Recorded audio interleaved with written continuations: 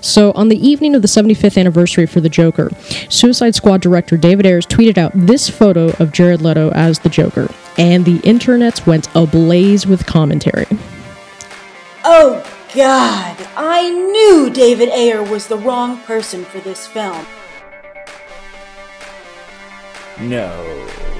It doesn't feel like Joker. Like I said, Marilyn Manson had, a weird, romantic relationship with an English soccer hooligan, and that's kind of what you end up with. I think it's pretty obvious where Jared Leto got some of his inspiration for the Joker. Yeah, Macaulay Culkin from Home Alone, and Christian Bale from American Psycho. He looks like a really skeezy, shady guy in some dark corner of a rave selling ecstasy to kids.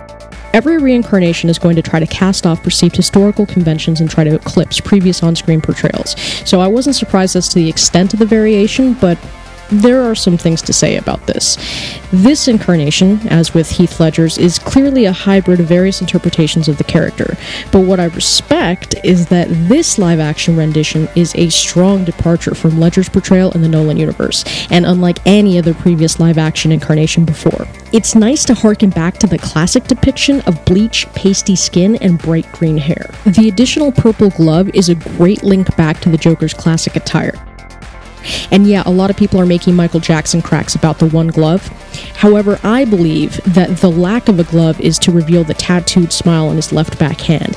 This and the additional grimacing Cheshire Cat smile on his right forearm, I think have its purposes. Number one, it's a nice mockery of a classic Batman pose. Number two, it's an extension on the Joker's Clown Prince persona.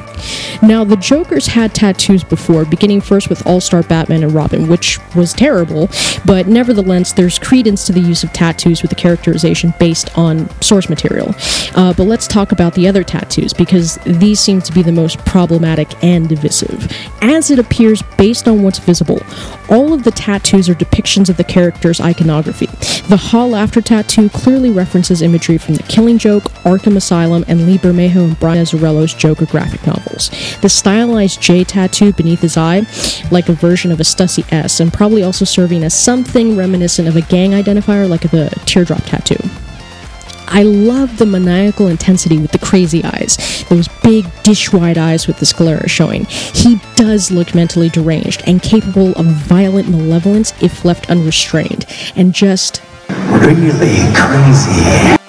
Wild-eyed looks aside, the fanned-out set of ace cards can be credited to the comics and graphic novels, while the Jester tattoo is another illusion as such. But what I like about that tattoo is the idea that it's a clear statement that this Joker is pure evil. There is no chance of a Crisis on Two Earths Jester here. He is a pure psychopath and means to bring death with him. However, what I absolutely did detest were the damage stamp tattoo across his forehead and that gaudy gold pinky ring.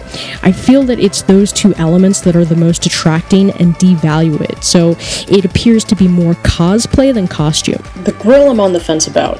If the narrative consists of an already established Joker with a history of encounters with Batman, then it makes sense considering he's punched him out an inordinate number of times.